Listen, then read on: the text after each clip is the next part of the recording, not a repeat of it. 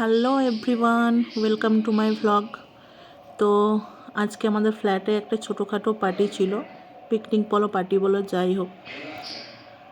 আর এই যে ননদ বৌদি মিলে কি ইশারা করছে আমাকে, ডান্স ফান্স করে সবাই পুরো টায়ার্ড আমরা। এরপর সোজা চলে যাব খাওয়ার টেবিলে, যেটা আমার প্রধান আকর্ষণ আর কি, খাওয়ার টেবিল। তো দেখে নি কী ছিল। সবাই প্রচুর মজা করেছি। তো প্রথমেই চলে আসলো গরম গরম মটরশুঁটির কচুরি। কে কে খেতে ভালোবাসো শীতকালে। তার সাথে কাশ্মীরি আলুর দম, আমার তো এটা সেরা লাগে। এরপর ফ্রাইড রাইস, তার সাথে মাটন,